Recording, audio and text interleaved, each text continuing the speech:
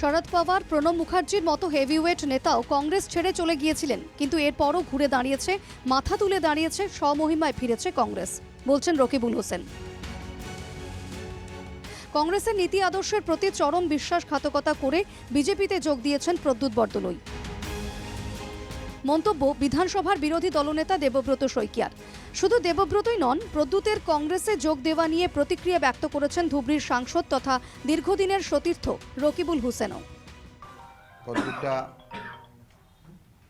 কংগ্ৰেছ এৰি বিজেপিলৈ যোৱাটো মই ব্যক্তিগতভাৱে যথেষ্ট মৰ্মাহত হৈছোঁ আৰু তেখেতৰ লগত মোৰ ব্যক্তিগত সম্বন্ধও বহুত মধুৰ আছিল। কিন্তু কংগ্ৰেছত এনেধৰণৰ আপোনাৰ নেতা যোৱা এইটো নতুন কথা নহয়। আজি ৰিপুণ বৰা ডাঙৰীয়েও সুন্দৰকৈ ব্যাখ্যা কৰিছে, ক'ৰবাত ডাঙৰ ডাঙৰ নেতা গতিকে গুচি গৈছে। প্ৰণৱ মুখাৰ্জীৰ নিচিনা নেতা কংগ্ৰেছৰ পৰা গুচি গৈছিল,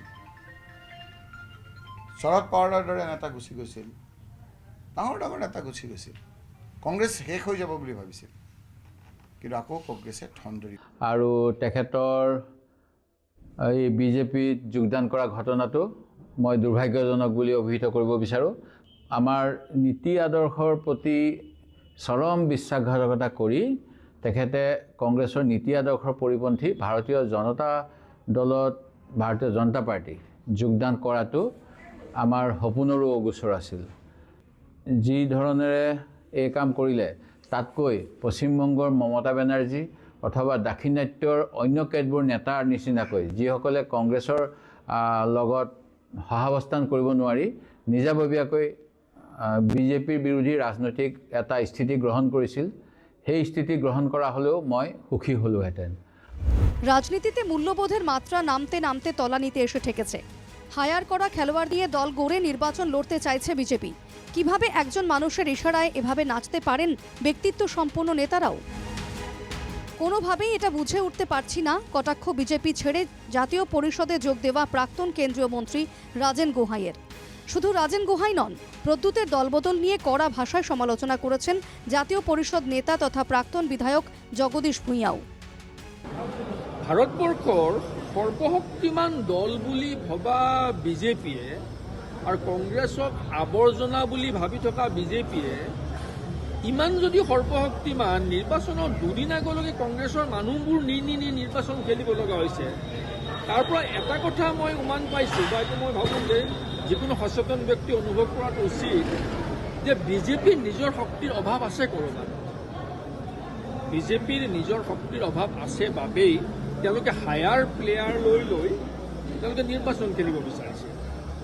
মানুহ যে ইমান এজন ব্যক্তিৰ হাতৰ ইচাৰাত ইমান ডাঙৰ ডাঙৰ মানুহ চব যে নাচিবলৈ সাজু থাকে, সেইটো কিন্তু মই বৰ আচৰিত পাইছোঁ।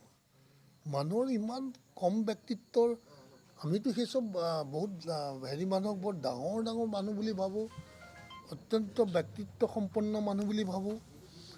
বিজেপিৰ দলৰ যিটো আদৰ্শ আছে, সেই আদৰ্শটো যদি মানুহে আচল যিটো তেওঁলোকৰ মানে এই সমাজখনক কেনেকৈ নিয়ন্ত্ৰণ কৰিব খুজিছে, কেনেকৈ চলনা কৰি কি ধৰণৰ ষড়যন্ত্ৰৰে তেওঁলোকক মানে কাবু কৰি ৰাখিব খুজিছে, সেইটো যদি প্ৰকৃত অৰ্থত যদি মানুহে জানে, কেতিয়াও বিজেপিৰ ওচৰলৈ মানুহ নাযায়। প্রদ্যুৎ বরদলৈ বিজেপির এজেন্ট। আগেই বলেছিলাম আমি, টিকিট না পেলে 2 বছর আগেই বিজেপিতে যেতেন Pradyut.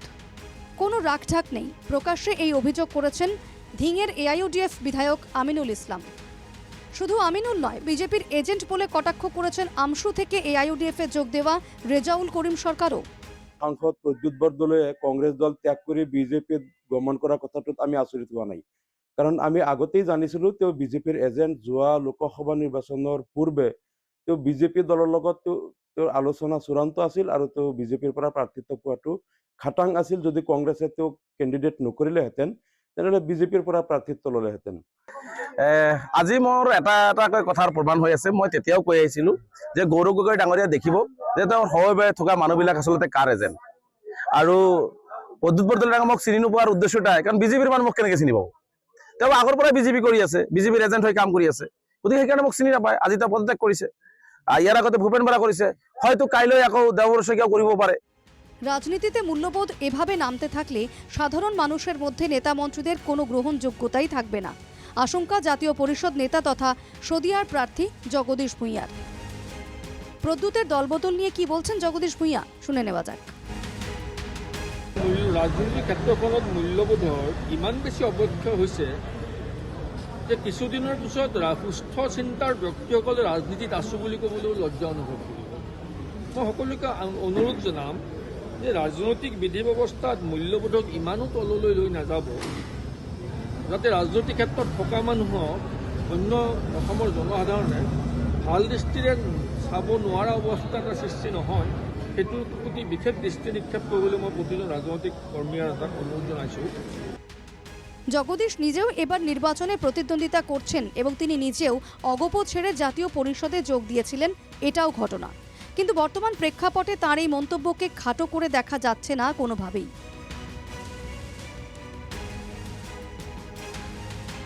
Bureau report, NKTV Bangla.